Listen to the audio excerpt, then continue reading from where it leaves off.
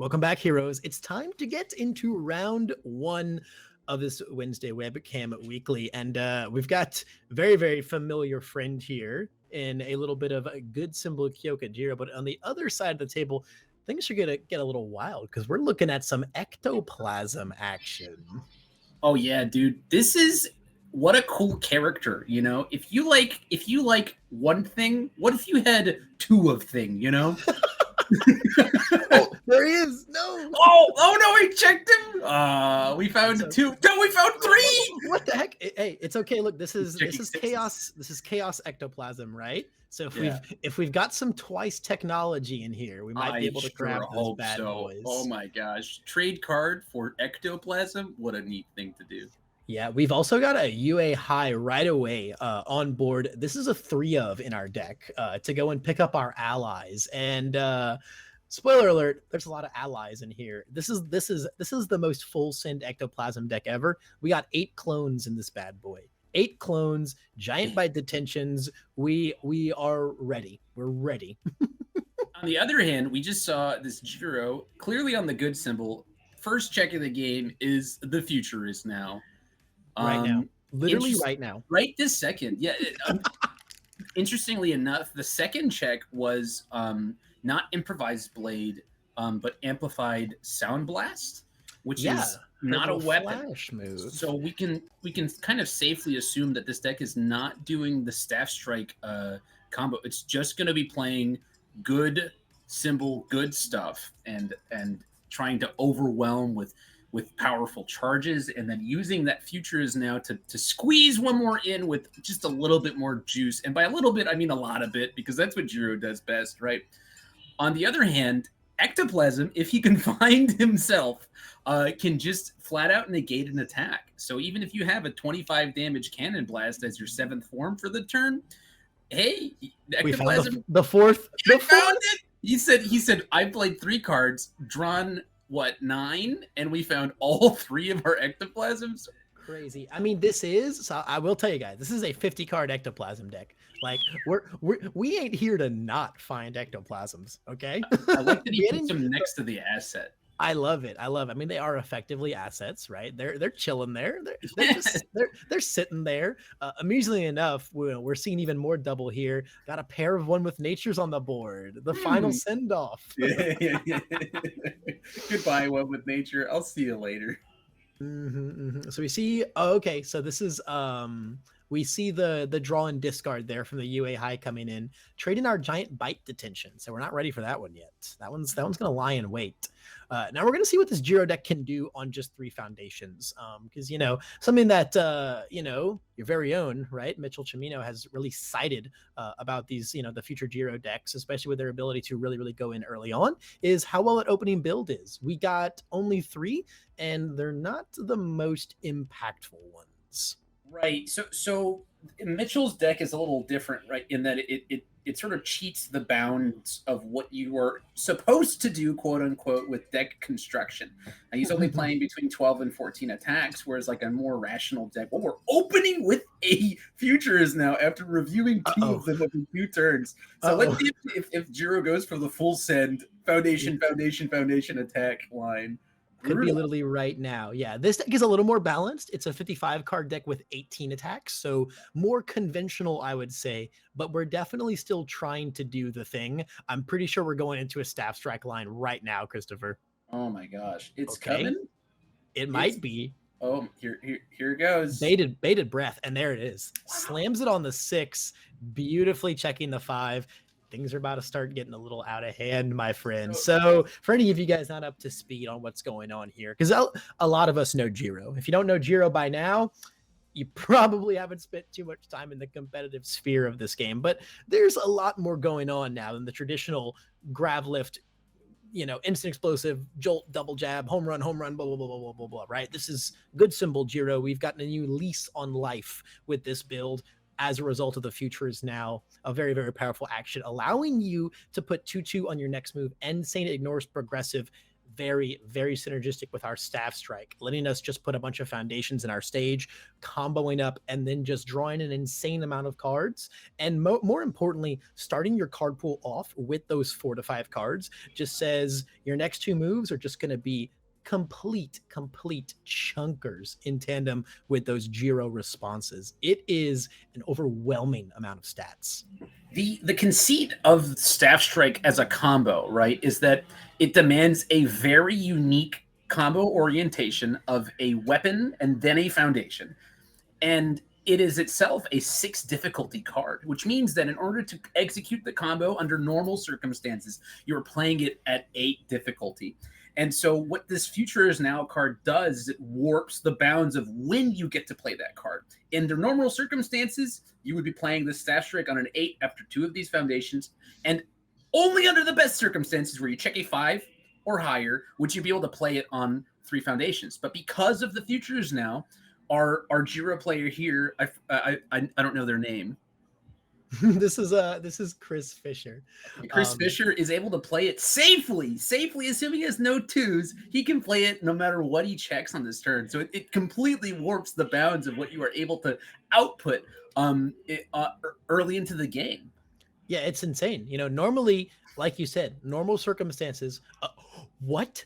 Do we see a Hero's Clash? I love this deck. He said, "You better put that Heroic Clash on top of your deck right now, goofball." You goofy man. Whoopsie. Oh, but wait, we have a Chivalrous on board. Oh, well, we got a little dance to play with our rival right now. Because of the errata between live and online Jiros, we will know where the 1 check is going to go, right? So we're either going to force him to play that Chivalrous and let us draw another card as well as that Hero's Clash, or we let him think about when he's going to check it. Oh, yeah. So it looks like we put it on top because we're about to. He said that makes my decision easy, and it looks like we're thinking about popping that Chivalrous. Yep, we're gonna draw our lovely little Heroic Clash. But so to go back a little bit there before that 1 check threw us for a loop. Holy cow! Yeah, normally, you know, a year ago, if you were playing Staff Strike Jiro, you were clunking around on an 8 trying to play this thing. We just paid 1 foundation to play this Staff Strike.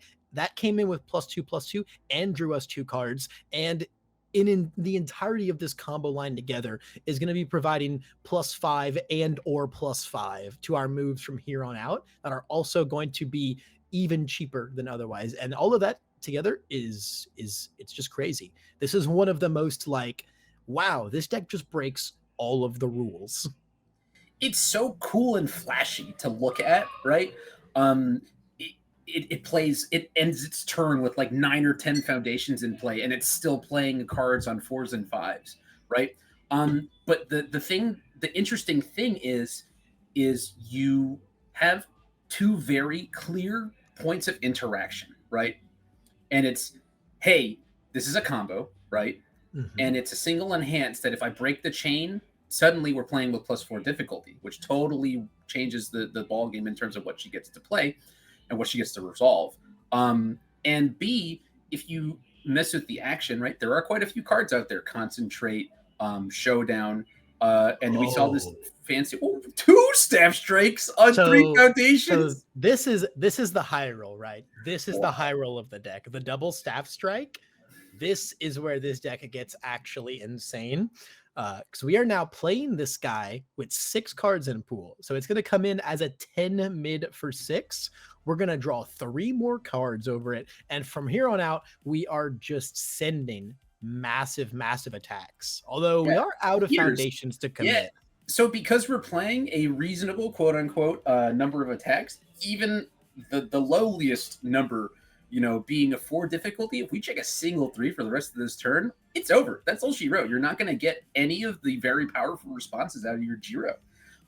So maybe that was a little bit overzealous from our Jiro player. I think it's more likely that this is all that's available to Kris right now.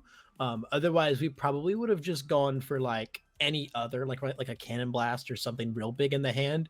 Or if we had a capture net, we'd have probably gone for that to bring the Starlet down. There's definitely, then you bring the preparing for battle down, then we can resume going for this line with more foundations. I have to imagine this is probably just, us playing the hand that we've been dealt. Doesn't make it a bad line by any means. It just means that we're Hail Marrying them from here. So if you draw the staff strikes and you're playing in the Webcam weekly on Wednesday nights, you may as well send it, right, brother man? We're on stream. Yeah, have fun. Go for it. We gotta give the people what they want to see. They didn't come here to see us not play 2 staff strikes. Yeah, and interestingly, we see Ectoplasm couldn't block the 10-speed staff strike. That's so strange. Yeah, on our 4 foundations, that one was not getting blocked. I don't think we're blocking anything for the whole turn. I don't think you need to. Here's the lovely thing. Even if we pass this, right? The 4 check giveth and the 4 check taketh. You can't resolve that, right?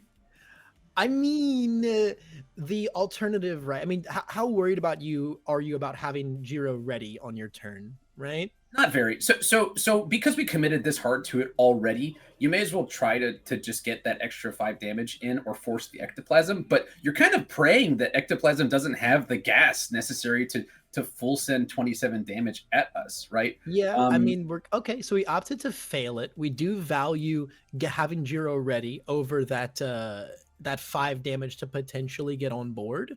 Right. I mean, we know that Ectoplasm's holding a heroic clash.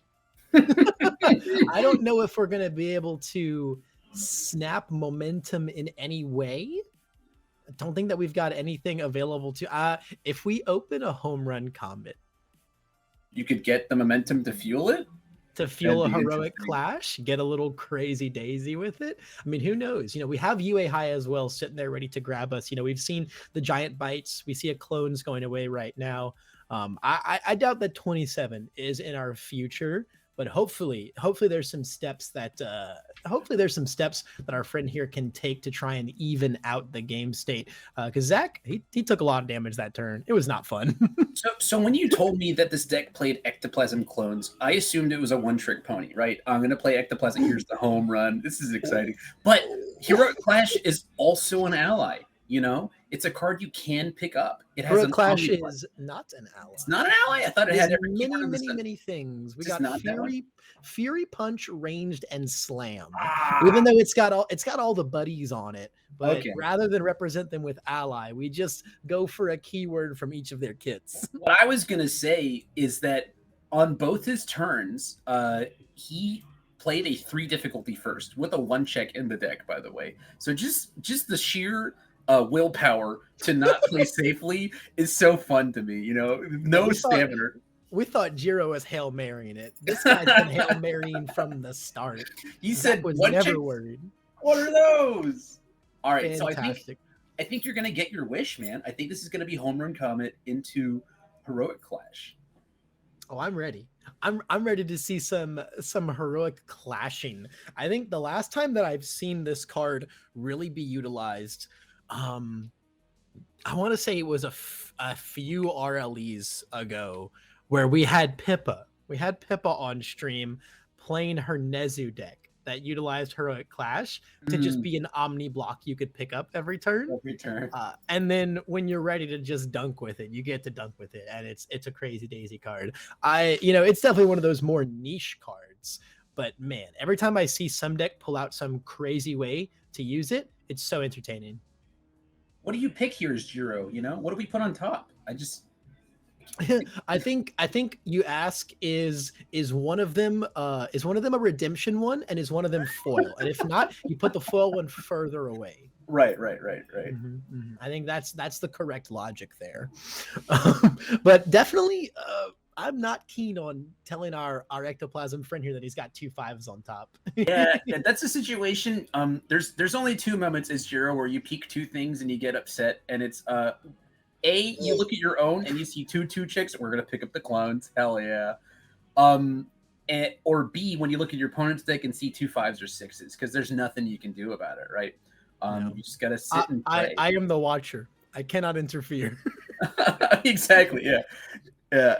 Yeah, Oh wow. we have told our friend Zach here that you've got 2 5s on top, buddy. If you got some Listen. clones to send, go get some clones to send. So this card, oh my god, okay, Ectoplasm clones. I gotta talk about this card. This card's so funny.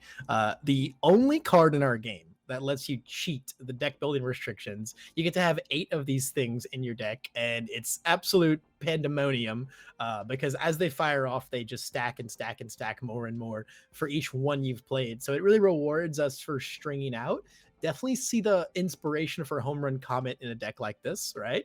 We're going to play a million clones, a million high attacks, and get the biggest home run in the world. Syncs well up with our Giant Bite Detention that asks us to combo with a high attack. Ensuring that we have our clones ensures high attacks. It's just all coming up Ectoplasm here, right? As long as he can continue to check well, which, you know, he will. We do know. We do know. He's going to be able to get that ramping +1/+1 across the board. I think what the play line will be here is one of the Ectoplasm clones into Heroic Clash because we know that we can pass it, and then we kind of just hope and pray. Yeah, we just see what we draw, right? You know, we're gonna draw 2 and then see what goes from there. I think. I would assume that there's more clones past that point too, right? You know, in a deck that has 8 of them, and he saw all of his Ectoplasms that early, he picked one up. I think that he's probably. Okay, we're gonna go right into it. I guess we just want to. I mean, I guess that makes sense if we do have a lot of clones. We don't really want to clones into Clash here because then we're gonna get rid of our clone in the pool, right? So we're just gonna kind of reset our card pool and then maybe see all the clones we want to go in from there. Yeah, true. You know, Smaug would never let a clone get removed from game on purpose. So yeah, kudos there. That's important. You got to hoard your clones. Can't let them be away from daddy. Of course. You know, we also have like a little bit of leeway to get a little. We can get a little out of pocket this turn because we do have an Ectoplasm on board next turn to rely on for defense if we so desire. You know, if we go into a world where Kris just kind of finds like the bare minimum, you know, Staff Strike Jiro turn, that just free negation of one of your big bomb moves is going to be fantastic. Like it's actually not the worst position you could be in this type of matchup. Obviously, like, you know, Jiro is a very, very good deck, but this deck goes very, very tall. This goes very, very, very tall. So having just that I'll remove my 3 diff and completely negate your attack feels really, really, really good in this type of matchup. Yeah, on the flip side, because of the one-with natures, you're forcing your opponent to start committing cards that maybe they didn't want to start committing. We've only hit the Jiro one time, but now we have a clear pool and a huge full hand. So I would be surprised to see pretty much anything but a pass. Here's the clone. So the first, send in the clones. Send in the clones. Not the check we wanted. We also know that at least one thing in our hand is a petty squabble, right? We know that much. Because we drew one of those off of the Hero Clash, off of the Jiro stack, yeah. Past this, like our aggression is it's not bad here, but it is a little suspect. Suspect. On 3 foundations, we're kind of limited on the number of clones we can put out. Because he's Ectoplasm, he unlocks the full muster of the card. He gets +1 to his check. So effectively, one of them, as long as he's playing them, will ignore progressive. These are our little crow and frogs, our little babies. And you also get +1/+1 for each copy of it in the card pool. So this little baby attack becomes a big baby attack. Yeah, and if we have another clones in our pile somewhere, we can also go grab it with Ectoplasm right now, which could also just be a mid block for next turn. Right. We also get to we're gonna one with nature it up right here. I do really like that we get to do something like with one with nature and Ectoplasm, we get to just discard whatever attack we're playing and then go grab it with Ecto. Yeah, it's interesting that we tapped one with nature here because with simply 3 Ectoplasm clones and 2 one with natures, you could do 25, assuming the opponent has no eye blocks that can't resolve any of them. Right. So he must really want the squabbles to be able to commit the self-sacrifice once the Jiro starts activating. I think it's what we're going to see here. Yeah, I wouldn't be surprised. I wouldn't be surprised to see something like that. Although, Oh, man, responders in chat. Oh, come on! I was supposed to be Nostradamus. At the same time, Bromley, I'm a little wary of committing my rivals' foundations right now. Kris has two; it can't be fixed on the board. Sure, but if he has, even if he has two blank foundations, if we don't think that the Jiro is going to be blocking through our one with nature enhances, committing the self-sacrifice nets us +1 damage on every other attack on the turn. You are correct though. If you're not trying to kill them on explicitly this turn, you don't want to commit goddamn anything on that side of the field. Five foundations is definitely like that's pretty much the peak number of maybe you can't kill me next turn, or maybe you can check bad and I won't die. But if you've got 7, I'm like, no, I think you can roll 3s all day and I'm gonna explode. As long as I've got 5 to commit for that staff strike on an 8, in my worst case scenario, we're shipping it. We're shipping it. Are all these XRs, by the way? The clones? I don't think that these are XR clones.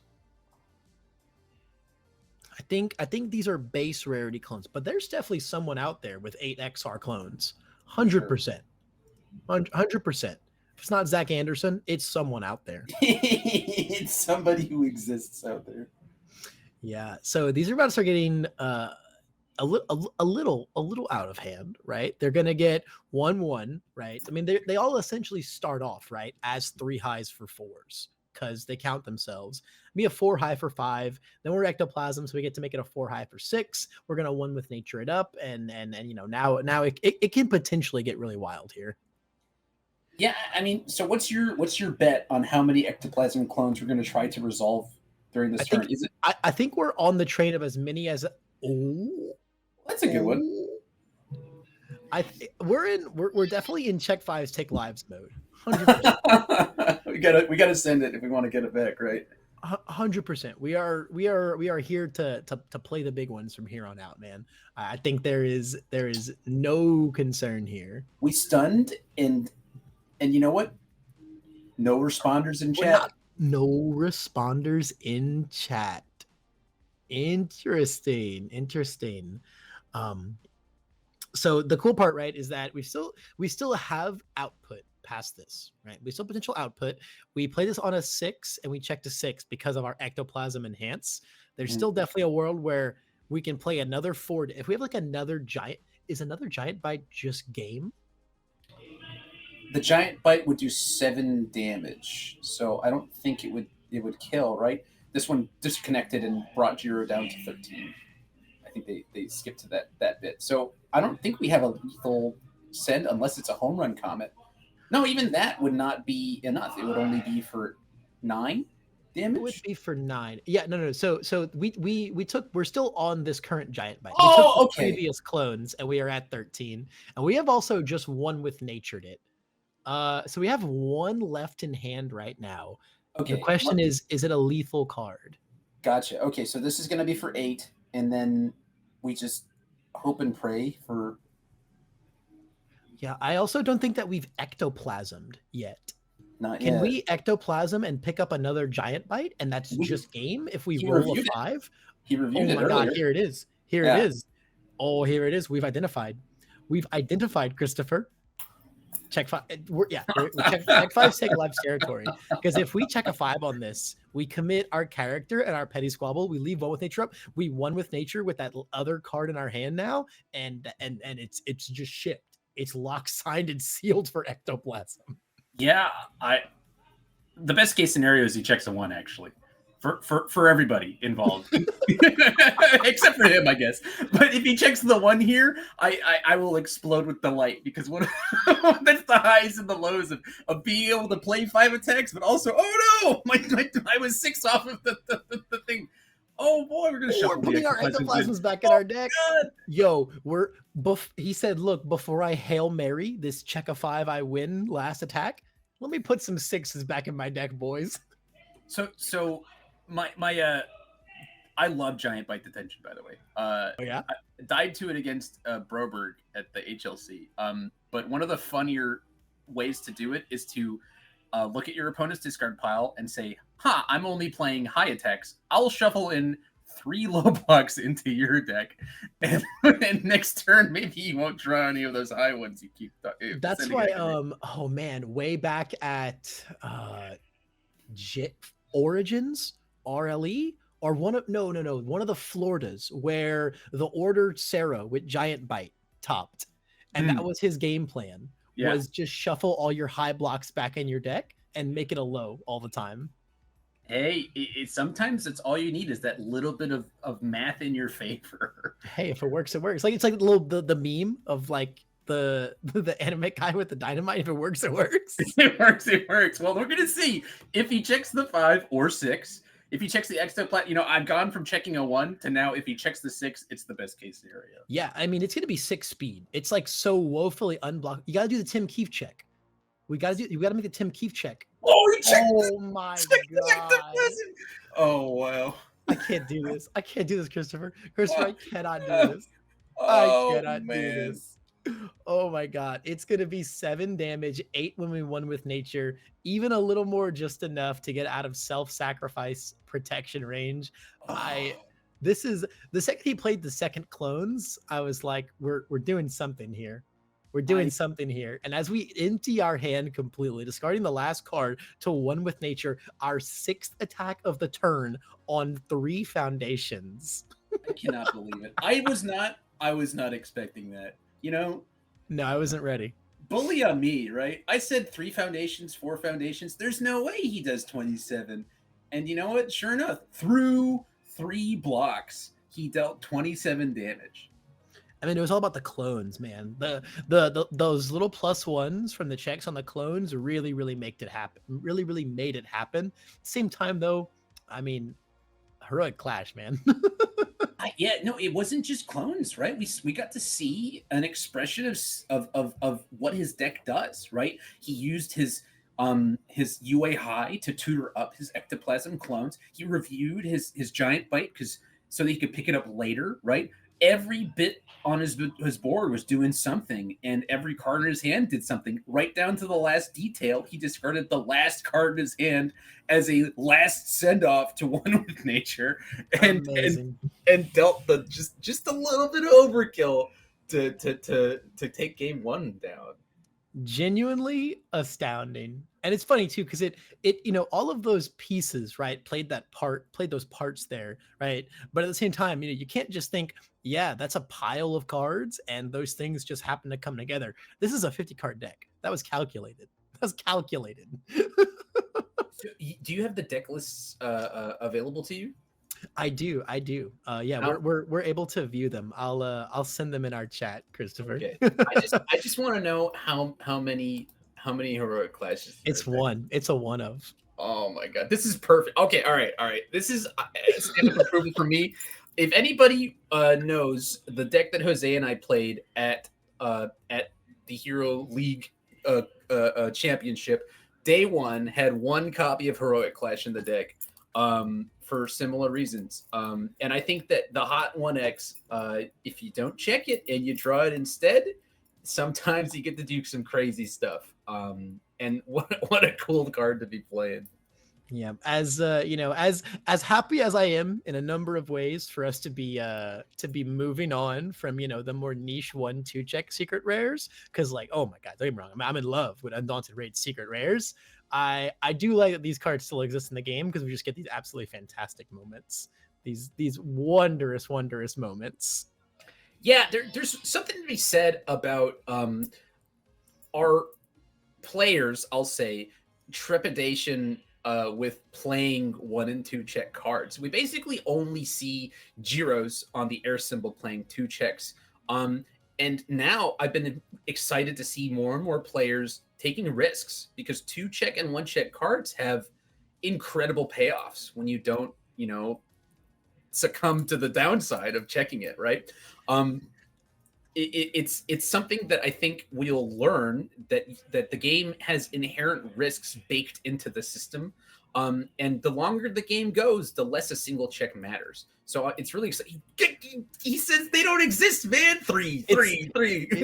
What if it's already in our hand, Christopher? Yeah, if you find it, you find it. I love it. So going back, one of my first my first favorite event I've ever played at was against Ben Shoemaker, and we were both playing lots of 1-checks in our decks. Okay, and I go first. I play my 3 difficulty foundation, check a 1-pass turn. Ben goes, plays his 3 difficulty foundation, checks a 1-pass his turn, and he says sometimes, "Boy, you go 5th." That's premium. That's premium. When you are playing these bad check cards, for everybody in chat, there are 2 ways to build and play your deck. One is like it's not there, okay, which is what we're seeing. Zach is saying, "Hey, that card not there. I'm gonna build 6 anyway." Okay. And the other is to build your entire deck to support the engine, right? You play lots and lots of spam so that you're guaranteed at least 1 or 2 foundations should you check that. So we see again here that our Jiro player Kris did not open with the futures now, but is going with the besto friendo card. Create Capture Net is going to get a nice little stun 2 poke in. Yeah, this is a fantastic piece for this deck, you know. So like these Jiro decks have like they've fluctuated a lot recently. I would say they got strong with the futures now, but they've been getting strong in a myriad of different ways, you know. Unfun Stuff's Mitchell Chimino, really hardcore on the Staff Strike build, just the turbo all-in Staff Strike build, which is a little bit of what we're seeing being emulated here. It's a little less all-in turbo, but it's a very similar concept. But then we saw something like Wesley's deck, right, at Kansas City, which was much more just I'm good symbol, good stuff Jiro with Future Is Now. Here's Future Is Now with a bunch of charges, and we've got the Capture Nets, the back alley haymakers, right? Just the hodgepodge of everything that Jiro gets to interact with positively, just on good instead of air. Yeah, one of the really attractive elements to the good symbol is that you have a plethora of weapon charge attacks. These are things that are very rare on her other 2 symbols. But because of Momo's kit having 2 of them baked into them, sorry, Momo's kit only has the 1, but the other one being banned, right? We also include and get Cannon Blast on the good symbol. And what a way to end a turn, right? Is with the Futures Now, slam a Cannon Blast, turn all of our gray cards sideways to make this gigantic fat attack, right? It offers you a lot of lines, right? And like sometimes like Cannon Blast and Capture Net on the good symbol, that's just all you need, right? We see the air Jiros thrive off of, like you said, not having a bunch of charged weapons, mostly just having a bunch of charges, and that charge package being so strong enough on its own that it still juices more than enough value out of the character. And Home Run Comet is kind of just the only one you need. Whereas between Net and Cannon Blast, we get a little more variance and quantity of charge weapon juice, but also just with a ton of other things, right? We've seen those decks playing back alley haymakers and just a plethora of things that they're able to utilize really well in like this good stuff Jiro. Right. The power of the character is so innate to the abilities on her face that she's allowed to play with so many different packages, and it's a lot of fun to watch. I know that she's a bit of a menace for normal decks out there, but because of just how much strength she puts onto cards, as long as it has the right keyword, and because of how good the scouting mechanic is, she gets to play 100 different ways, and that's kind of exciting for not just players but also for the spectators and for us, right? We get to sort of wonder and we get to watch and see a lot of different styles of play from one character, which is not. Yeah. I was watching Wesley kill people with Airstream Driver. Right, and you know that as long as it has that magic keyword, right, either charge or weapon, usually charge because damage good, right? Damage good, damage very good. But Then both gooder, Christopher. both gooder. Yeah, I'll tell you, if I can respond 2 times, way better than just 1 time. I agree. Bigger number, good. And we're just oh my goodness. Okay, we might be seeing some heinous things this turn. We got a little bit of scouting action, setting up that Cannon Blast, grabbing it right off the tippity top. There could be some war crimes in the future of this turn. Yeah, the future might be right now, huh? Futures now into a bunch of foundations into cannon would be quite heinous. Would be most heinous. No ectoplasm to be able to kind of bully that and prevent that from happening. Yeah, not to mention our requesting assistances are very not online. Going for a 7 difficulty block here, going to be a little bit easier to achieve with that lovely 5 check on top. But that's probably as far as our defense is going this turn, unless we got something real spicy sitting in the hand there, right? Which we know that we don't. Right. So, Kris has got a little bit of a free reign here to try and really shove some damage in, as long as our checks can come appropriately to us as well. Because, man, that You're So Obvious on top of the discard pile, we have checked that You're So Obvious in a not opportune situation like 4 times this round. Yeah, true. It was double. It was on both of our 6 diffs. What? Nathan DeWalt, eat your heart out. I can't. I'm sorry. This card is unpronounceable to me. This, ladies and gentlemen, is Create Bow Staff. This is one of the more underplayed. For you guys not in on the comedy here, Nathan DeWalt, one of the greatest players that our game has seen in this format, huge advocate of Create Bow Staff in a lot of the Momo decks, and so we're gonna see it do some really interesting things here. It's got this very cool ability to just go and grab any asset or weapon foundation from your pile, shoving it either into your hand for a nice +1 or into your pool to do some cool things with, like we're going to see our Rising Starlet come in and build it down right here. So it's just kind of a nice escalation of our resources so we can continue going through this turn. We certainly get to activate a lot of ailments, We shove something in the pool to then build down with Rising Starlet, allowing us to go a little deeper than we normally would over the course of the turn, assuming we check a 5, right? Assuming, yeah, it's a convoluted cantrip type of attack, but with a bit of a higher ceiling if you've got some crazy plays going on. Flipping Destined? Oh my goodness. Oh man, how did he know? How did he know? How did he know? He didn't even know, though. No, that was a random one. No, I mean, really, how did he know? I know. You call him tech every time, yeah. I'm sorry. Sometimes it's hard to pick up on the sarcasm of Christopher Bromley. I'm sorry. I know it's a very rare trait for you to exhibit. To pick your brain a little bit, right? We're seeing this deck pop off. She has so many cards in her hand, and we're just gonna go to town. But what, for the people at home, do you have for this deck, right? How do you deal with this amount of value and pressure? It's tough, right? Because sometimes, you have all of the cancels ready and you have all of the tech for that level, that point of interaction, like you were saying earlier, with the staff strike. You come totally prepared in every way possible, and then they just start playing a turn like this, and you're like, oh, I'm just going to die to a bunch of really big pumped up attacks that are chaining and stringing resources along. Right. And the saving grace. Zach's saving grace here is that 3 check coming down from the capture net. So we didn't see a Futures now come in. And unfortunately, we've checked a 3 on this 7 difficulty move. Well, it's on a 7 here, right, for Kris? Yeah. I mean, it's certainly going to be a 6 low for 8. So, we're very happy about the 8 damage we're about to shove through. But, man, we saw Ectoplasm put out more than 27 damage last game on 3 foundations. He's got a lot of foundations right now. 6 foundations. One of them snaps us a momentum if we find our clash again. Right, and then we have 2 requestings to ready other foundations. So in effect, we've got 7 or 8 foundations to chew through. Yeah, we could see some crazy heroic clash plays again. He's rubbing his hands. He said, "Yeah, I'll take 8." All day, every day, baby. All day, every day. What are you gonna do after this, buddy? I'm excited to see what this Ectoplasm deck is going to show us again in this next turn.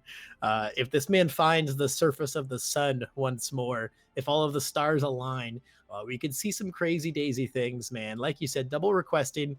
We have one with nature on board as well. We have something to snap momentum for the double requesting and to turn on our heroic clashes, or more likely some really sweet home run comet plays. If we find a clones or a giant bite, we get to double them up with our character. This could be a very good aggressive turn for us. Yeah, I mean, and we're not reviewing, so there's something in our hand already. I don't know what's in our discard pile. I wasn't counting. Um, Um, I think we but have a clones in our hand from the Jiro stack, and then we use the Chivalrous to draw it.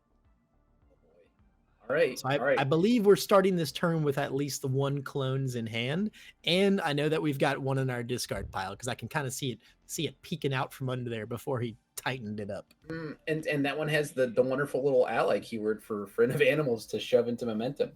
So assuming, oh, what? No, looks like it's just gonna be a build turn. If I was building anything though, building ectoplasm would make me very happy. I'm Um, definitely happy to build some ectoplasms here. I know This is it's going not to put us in a great defensive position. Second, struggling with studies coming down as well. Beautiful. no resets, right? Our only saving grace is that we will not take the full damage from one of these attacks. We'll take a lovely, lovely little 0, right? Yeah, we could potentially see like a defensive friend of animals play to turn on our requesting assistances if we feel that desperate. Notably, we also put a chivalrous down on board, Bromley, which says that we get to make your Jiro scouting abilities a little less potent. You don't get Right. to put the bad check on top of my deck. So I know it's not in the deck, right? But one of my favorite things on the chaos symbol right now, coming from the anniversary box, is Runaway. Um, Love Runaway. now Love that card. sometimes it can be a little scary to play it into Jiro of all places because adding a card to a card pool can be a little spooky.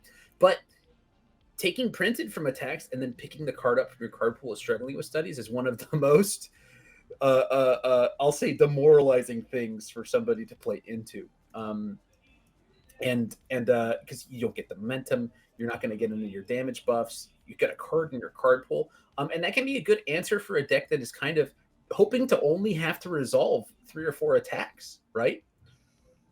Yeah, Runaway is fantastic against those tall, tall decks. We saw that card be prophesized as one of the most important cards to have going into Kansas City, right? Because we expect that event to just be True Form All Might and Staff Strike Jiro Palooza. We were Right. just ready to see nothing but the tallest decks in the whole wide world.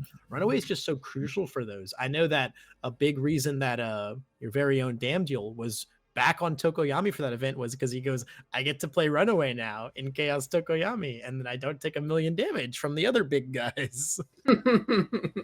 Yeah, Card also has Order. We've seen all of the fourth kinds use the heck out of Runaway.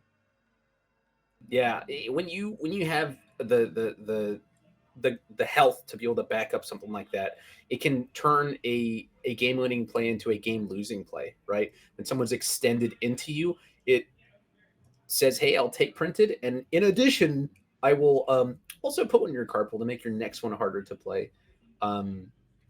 Good addition to any deck on its symbols. A pair of fours on the top, huh? Hey, Right. no, I'll meet you right in the middle. yeah, not the 5s we were hoping for, but also not the 3s that we were dreading, right? Yep.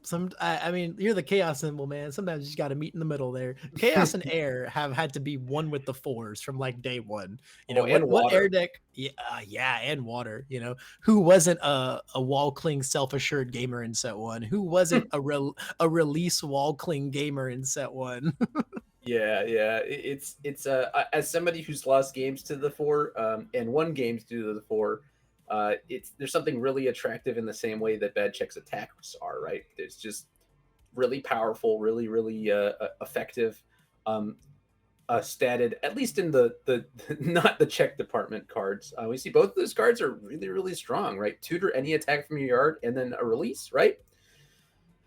Release could check a 3, and we'd be playing that bad boy. I don't know about that, but it's Oh, certainly. no, I'm here. He says I'm here. Historically, Bromley, have there been 3-check foundations? Has that ever happened? There's been 2-check foundations. Wow. And going way back, into this the Sabretooth gaming era, I know that there were 1, 2, and 3-check foundations assets that existed, but as it turns out, as people love to play safety 3s in their decks, people also like to play safety 5s in their decks. But Yeah. a funny note for you is that in before my time, even 4s were called the Canadian 5-check. Oh, Because the Garrett Bretts and Devin Berniers of the world really love to play decks that had tons of 4s in them, just because of the power of those cards, right? that's so genuinely interesting. As much as I would love to continue to delve into the history books with you, though, we've got some action going on. Staff Strike is here, and it's in charge. I mean, this was the most telegraphed Staff Strike in the world because we didn't Rising Starlet our Rising Starlet down on the bow staff. Right. So we're obviously bow. Or I guess we could have been capture netting, right? Sure.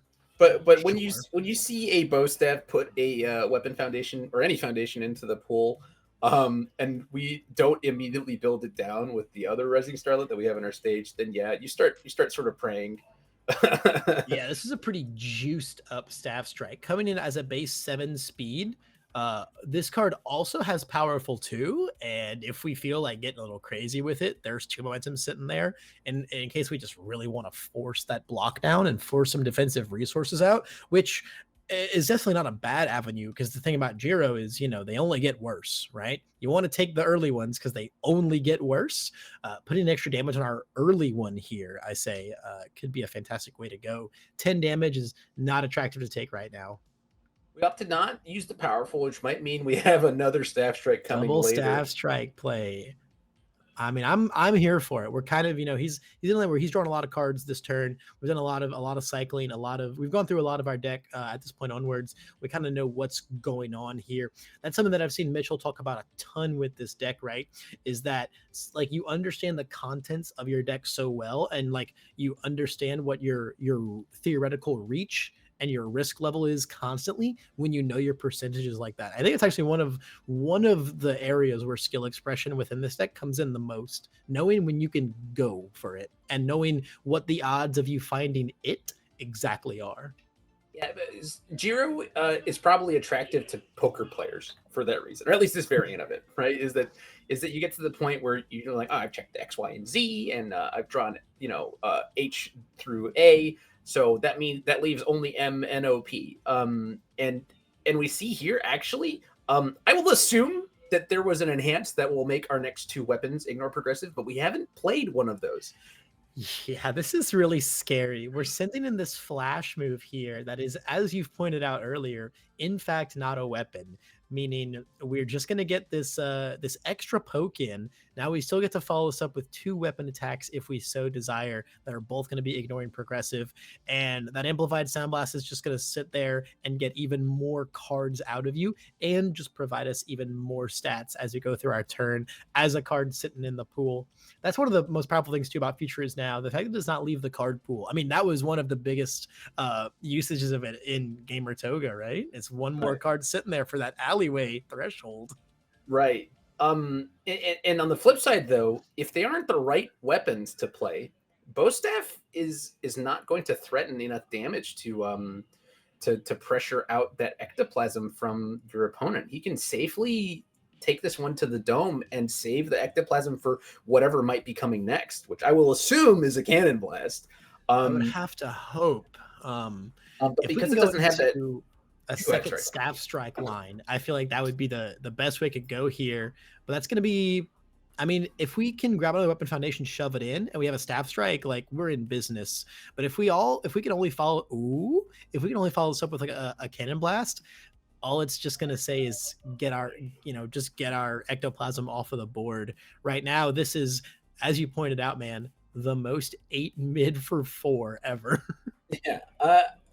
Are we gonna if we build with the Rising Starlet, we don't have the Staff Strike. If we don't, like you said earlier, we do. Oh, we're fishing for it. We're fishing. We're fishing. A little bit of preparing for battle action going on here. Discarding the Future is now. We're a little late into the pool for that one to be doing too much, I guess. The Future needed to be a long time ago. It is, in fact, not right now or in the future. The Future is actually in the past. The Future was 4 checks ago, for sure. Did we just remove Ectoplasm for this? I think so. Oh, no. Oh, no. Huh. Oh, no. Yeah. Well, in the words of my father, mistake. This just says that we died at any bomb right here now. Actually, we just died to anything, right? With 5 things in the pool, anything would be a bomb, Not unless it's like anything, unless it's another bow staff. another bow staff. Another bow staff would be quite unassuming here. Would not, but we do have the staff strike. It's the staff strike. We got baited. Oh, he checks another 4, by the way. He just can't help but check that 4. Absolutely fantastic. Yep, this is going to be our second weapon here on a 6. We're going to check a 4. As always, as above, so below. The You're So Obvious is the only card in our entire deck that we can manage to check. And this is just going to get heinous from here on out. I mean, we're only going to draw 1 card, but we're going to get, another foundation on the board after this. If we have anything more to play from here on out, if there's some world where this, 10 mid for 10, once we powerful it up, doesn't close the game. Yeah, I'll assume that this will get powerfuled out and it will kill. But if it doesn't, and we just sort of magical Christmas land our way into a block, we could feasibly fail whatever comes next if it's a 5 difficulty attack. Yeah, we got to make sure that we bring that Starlet down so we can use our Starlet to bring that preparing down and make sure that we can get some more gas. It's really funny here. We're seeing some lamenting here between the 2 players. Zach was under the impression that the amplified sound blast was one of the 2 weapons from the staff strike combo. So he thought the turn was over, which is why we ectoplasm. He was very certain the turn was over, not knowing that this next staff strike was coming in on a 6. We're just juicing it. Okay. All right, here comes. We didn't even powerful it because we wanted to embark upon this cannon blast line here. Yeah, well, that's a precious lesson for Ectoplasm gamer to learn. Definitely a little bit of one to take home here. Amplified Sound Blast, not in fact a weapon, is not going to consume that staff strike progressive. Very unfortunately for our Ectoplasm friend there. Going to be looking to head into game 3 now with about 9 minutes on the clock.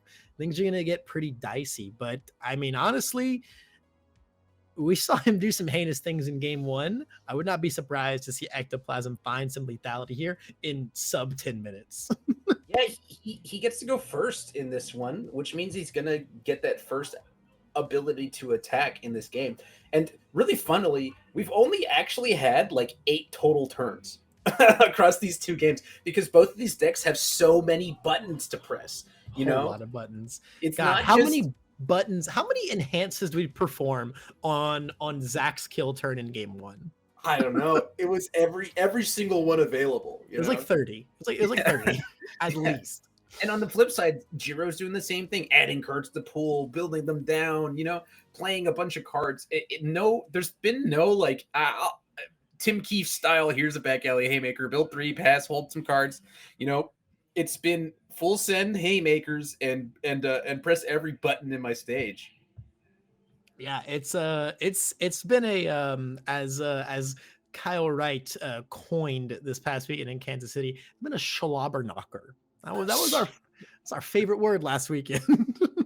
Yeah, I like that though. I like that, and Zach just had to learn firsthand, to read cards, make sure that we've used the pieces. But we had the Ectoplasm available for that staff strike, to follow up. I think we would have died to the cannon blast anyway. Yes. So we can't feel too bad because we would have died anyway to the second staff strike line, but we have still learned. Learned. Cool back and forth between these gamers. No, absolutely. 100% has been a wonderful back and forth. Full send it. The 1 is not in our deck. It's not in there. Close your eyes. Close your eyes, Christopher. No, it doesn't exist. I can't do it, Christopher. I'm not strong enough. I'm scared. I'm scared right now. No. And it's just sitting in the pool. No, sir. He checked a 6, okay? He said, come with me and you'll be in a state of never checking 1 checks. Oh, okay. There it is. We keep going. No one with nature, though, for the first time. Oh, there it is. There it is, actually. I've lied to you all. No one with nature on the board, though. However, Double Worked Up does say we have 5 foundations to aggress with right now if we want to get out of hand. kind of funny that this card sees not all that much play, considering the power of it as a 1 difficulty foundation. It just speaks volumes to how many good spams are available to the chaos symbol. Yes, because like most symbols, a 1/5 with a 2 high block that says pop to give your next check +1 playable while committed, that's very good. And then if you can interact with its discard ability, which if you're on chaos, you're playing one with nature, that means you can interact with its discard ability. Like this should be a premium card, but it's really just not one that makes the cuts a lot. I saw some Tokoyamis implementing it back when Stronger in Darkness first got banned, but it wasn't even for the ability. They literally just went, yeah, it's a spam that's also a high block, and I need to replace it. Sometimes it's all you need. Just gotta pad those numbers out. And then I think most of them moved on to villains defeated because that was like Ojiro meta. Right. So Jiro getting a strong build, but crucially will not have her 1 defensive trick available to her on this coming turn. It's going to feel bad to not have that scouting power with our triple destined on board, but I think I'm probably too busy being happy about our triple destined on board. So this is a card that says nothing about what's happening on this turn. This could mean anything. Literally anything, because there's just never a time where if you draw Electric Jolt, you don't play it, right? Unless there's like a once per turn reusable cancel on the board or something like that, right? Specialist of Sound into Spooky, right? Or you're fighting Shoto 1 and you don't have a second one, right? Those those are like the most bare bones, literally scraping the very most bottom of the barrel scenarios where you don't just jam this thing all day every day.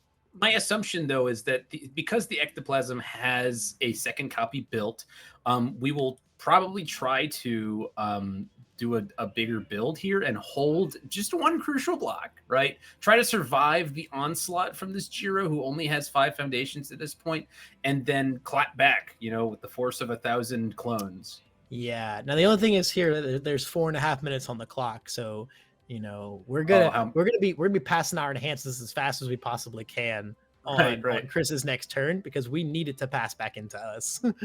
Right. Yeah, we're getting a great build off. Having to commit 2 foundations for our build is, not the best thing in the world. But once again, as we said, they're 2 all worked up. So worst case scenario, we're going to be able to pass the checks that we need to pass. And here's the triple chivalrous that says, hey, you know how you're going to interact so positively with your scouting because you have triple destined? I'm going to do the same with my triple chivalrous competitor. Yeah. This is definitely a moment where we get to say, I learned it from watching you. If I don't want that on top of my deck, so help me, it will not be on top of my deck. There's also a world, where we might even get to mess with Jiro's own. Oh, okay, it's time. I know you have these guys turned down right now, Christopher, but the second that Futures Out entered the card pool, Zach went, well, uh-oh. And it jarred me. Oh my goodness. That's my reaction anytime I see that card. So this is what's actually really scary is we've got 2 attacks in hand. We've got 2 attacks in hand because we also checked a 6 on the 6. Holy cow. This is getting good right here. But so look at what's followed the Futures now. It's a quick creation and a high value target. That means there are no other foundations in our hand, Christopher. We have the gasoline already right now. Otherwise, we would be playing more foundations to draw more cards and get more stats. So while our pool isn't massive as it could be, this build right here says that we've got the pieces to follow up on this staff strike with, and that is extremely frightening. Yeah, the world where Jiro says I wanted less cards in my card pool is not one where I want to live in as a person playing into it, because the Jiro, that just like you said, means that she has the gas. She has more to send your way. Yeah, I think we're gonna see a little bit of a spectacle from here on out, especially with the double, the double scout into the triple destined. We're gonna be able to grab anything that we really need on top here, and that's very frightening. Interesting. We are scouting before drawing. Maybe trying to just find the good ones. Yeah, I mean, there's a world where you get to dig a little deeper from there on out, right? But I think generally drawing first is like correct when you have all the destines, because you can then, interact with the bad ones on top if you find them post draw, But like you said, if you have the gas already, This why is true. why draw? This is very, very true. Or flipping Recover Girl's Kiss to heal one. I mean, yeah, sure, why not, right? It's a button to press, and if Yeah. things go awry this turn, that 1 health might make all the difference. So this came in with the +2/+2, right? And then another 4 speed because of Jiro's. This is a unbelievably fat staff strike right now, but also it's probably the smallest that one's going to be for the rest of this turn. Ooh, okay. Huh. Didn't we know what that was? We forgot. It's okay. Sometimes Maybe. sometimes we forgot. Or we just wanted to show them. Oh, we're gonna. So whatever that was there, it's given Zach a little sliver of hope, because as one destin gets used, we get to activate that petty squabble and go ahead and commit. So that is absolutely fantastic. Suddenly we went from having lots and lots of ways to get cards in our hand to just one, right? And it's on the active attack, which means defensively we're not going to have any way to interact with the top of our deck. I certainly hope that the gas in our hand is another staff strike, because I think now that's the high roll we need to close things out this turn. Right? I mean, but is it going to be enough with just 3 foundations ready? Between the electric jolt and the petty squabbles, we've suddenly turned this high roll turn where we check the 6 on a staff strike into a place where if we check another 3, we might be screwed. It could be a little bit of bad news. Now, I mean, fortunately for Kris, right, the timer has just hit overtime for these guys, meaning that from here on out, he can just fully send and take every risk possible, because if he doesn't win this turn, it's just a draw for them, right? Right. So we're in okay, looks like we're grabbing the die now. I was wondering where the 2 damage from the future is now went. I was wondering if they were maybe just mentally tracking that one. So this one's gonna slam on the chin, and let's see if we're gonna be able to block anything else from here. Okay, I think this is another staff strike, boys.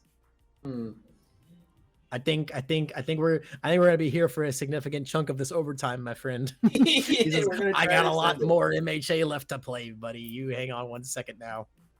I haven't pressed enough buttons. Oh yeah, I see it. We just got a little peek at it. We just got a little peek at the staff of strike variety. That's not it. That's not it. That's our second weapon. I swear, Bromley, I saw it. Maybe he said, I don't need to show you my full power. This is gonna be +6/+6 coming in. This is gonna be a 10 damage move. It's I mean 19. It's not 19 past an ectoplasm in the stage as well, right? Like, it's just not. Yeah. I think taking this line instead now says there's probably no shot that we're finishing the game on this turn now. Okay, so we're gonna get the ectoplasm coming in now. I'm gonna just gonna stop you where you are, buddy. I'm not trying to have this one get any crazier. I mean, yeah, this is pretty much gonna be the end of our turn, right? This is our second weapon that we've played. That Rising Starlet didn't come in any alternative way. So the best situation for me as the viewer would be one where Kris tries to play a cannon blast and has to be reminded that the card did have weapon on it, right? Just come full circle, right? That would be amazing. Have both players forget that something didn't or did have a keyword. But gosh, hang on. Wall. We can now play a cannon blast. Just raw on a 9? Yep, on a 9. All right. We'll check a 6 and leave 1 up too. It won't do 19 though. It's not gonna do 19. It would do. Okay, hang on. It would gain 5, so you go to 10. If we check a 6 and leave 1 up, it'll go to 12. Even if you have all the buttons to press on it. Create can make it 14. No, it can't do 19. I'm sad, Christopher.